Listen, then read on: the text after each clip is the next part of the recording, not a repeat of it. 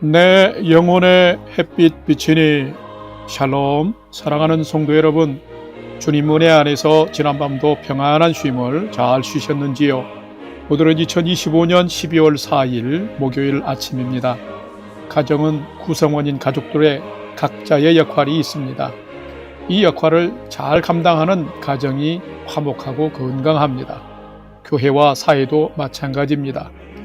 외형적인 집이나 빌딩도 소중하지만 사람만큼 중요하진 않습니다. 여러분이 오늘 또 말씀 묵상을 통하여 얻은 믿음의 지혜로 가정과 교회와 사회에서 소중한 역할을 감당하는 성숙한 사람으로 오늘도 잘 살아가시기를 기원하며 아침 경건의 시간을 시작하겠습니다. 오늘은 찬송가 29장 성도여 다 함께 찬송하겠습니다.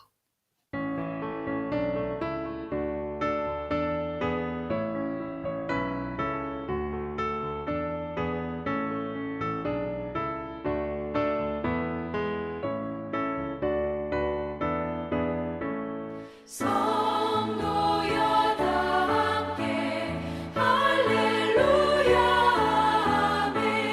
주 찬양하여라 할렐루야 아멘. 주 보좌 앞에서 택하신 은혜를 다 찬송하여라 할렐루야 아멘. 만문을 열어라 할렐루야 아멘. 온 하늘 울려라 할렐루야 아멘. 인도자 되시며 진누가 되신 주 그 사랑 끝없다 할렐루야 아멘.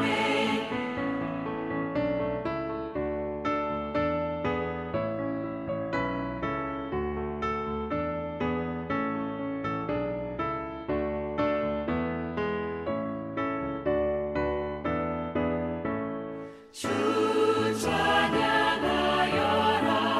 할렐루야 아멘. 찬양은 끝없다 할렐루야 아멘.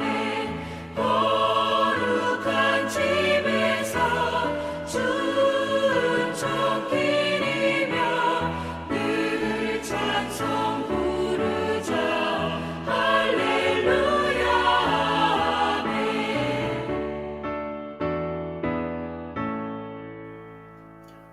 다 같이 기도하겠습니다. 하나님, 오늘도 새 날을 허락해 주셔서 감사합니다.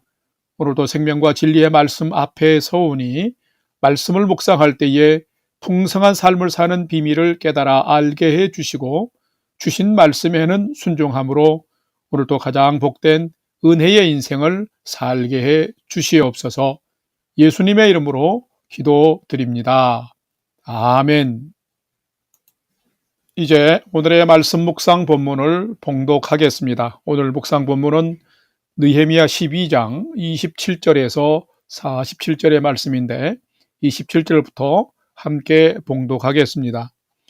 예루살렘 성벽을 봉헌하게 되니 각 처에서 레위 사람들을 찾아 예루살렘으로 데려다가 감사하며 노래하며 재금을 치며 비파와 수금을 타며 즐거이 봉헌식을 행하려 하며 이에 노래하는 자들이 예루살렘 사방 들과 누도바 사람의 마을에서 모여들고 또 백길갈과 게바와 아스마웻 들에서 모여들었으니 이 노래하는 자들은 자기들을 위하여 예루살렘 사방의 마을들을 이루었습니다. 제사장들과 레위 사람들이 몸을 정결하게 하고 또 백성과 성문과 성벽을 정결하게 하니라. 31절.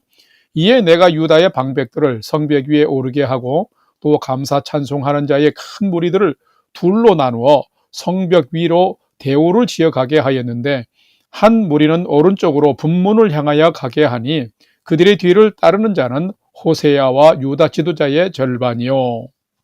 38절.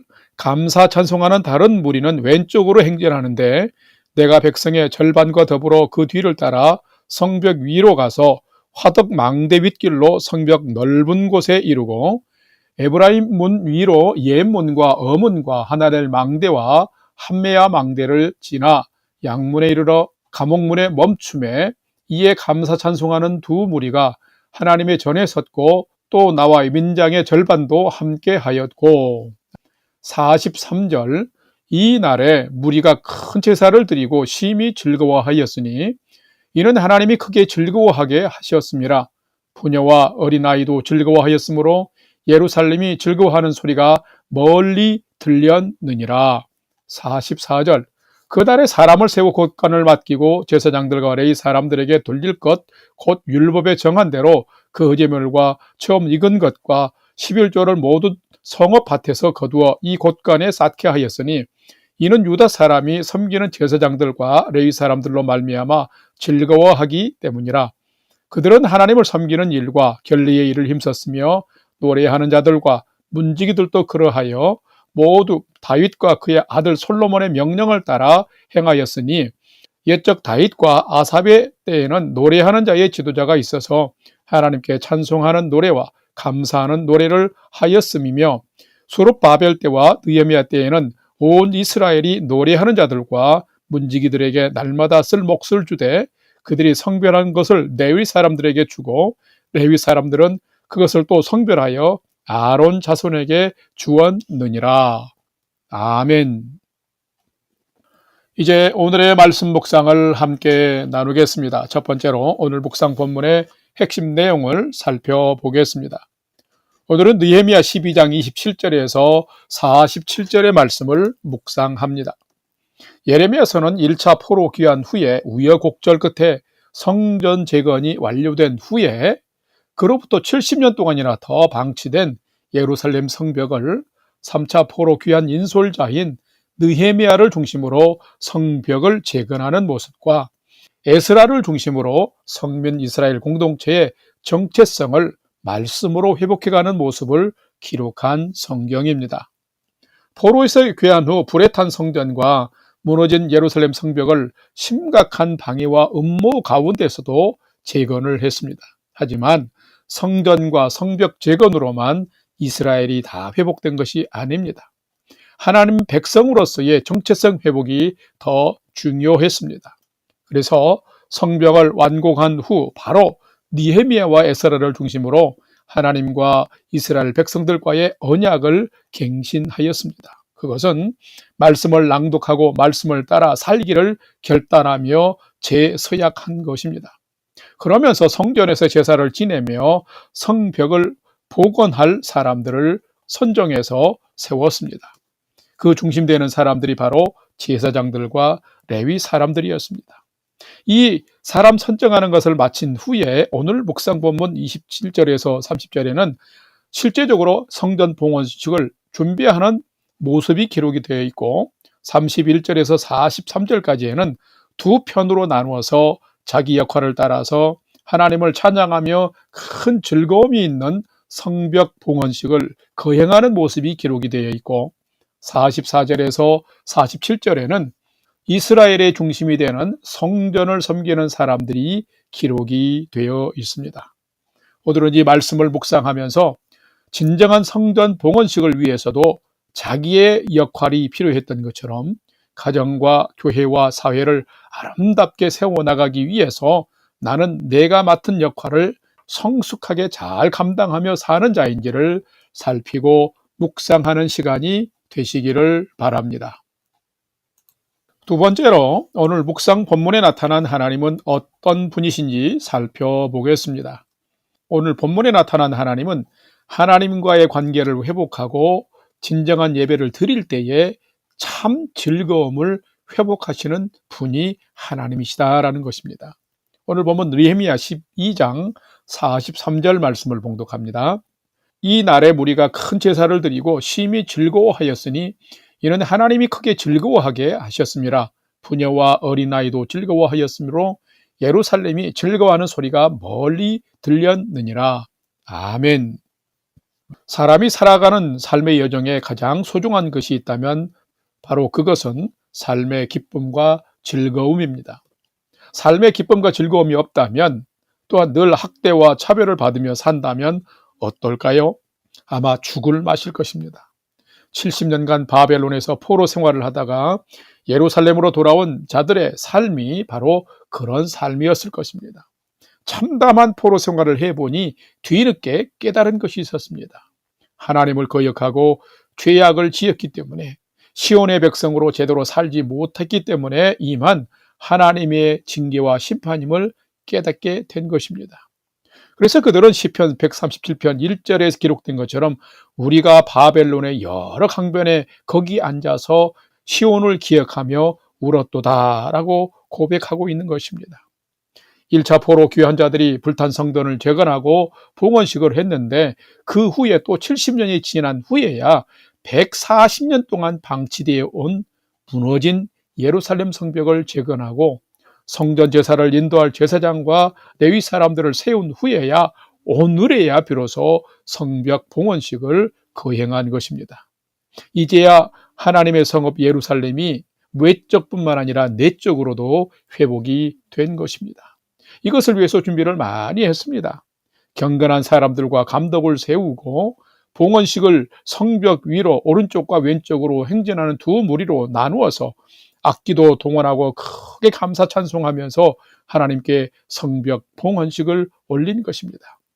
오늘 본문을 보게 되면 봉헌식을 하는 날에 무리가 큰 제사를 드리면서 심히 즐거워하였다라고 기록하고 있습니다. 온 마음과 정성을 다해 제사 드리는 자들이 모두가 즐거웠다라는 것입니다. 하나님이 받으실 만한 참된 예배에는 이런 즐거움과 감격이 있는 것입니다. 그런데 이것보다 더 중요한 것은 43절 말씀을 보면 봉헌식에 참석한 모든 무리가 심히 즐거워한 것은 하나님이 그들을 크게 즐거워하게 하셨기 때문이다 라고 기록하고 있습니다. 그렇다면 하나님은 어떤 분이실까요? 하나님은 전심으로 최선을 다해서 예배드리는 자들과 함께 하시며 그들의 마음에 큰 즐거움을 더하시고 회복하시는 분이 하나님이시다라는 것입니다.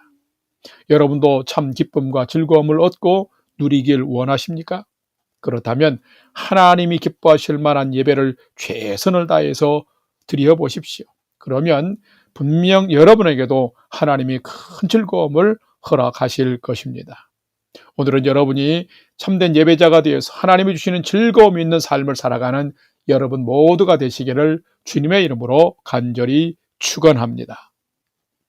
세 번째로 오늘 묵상 말씀이 우리에게 주시는 교훈과 메시지를 살펴보겠습니다. 오늘 우리에게 주시는 교훈과 메시지는 참된 성도는 삶의 거룩함을 지키면서 기쁨과 감사의 찬양으로 하나님 앞에 나아가는 자가 참된 성도다라는 것입니다.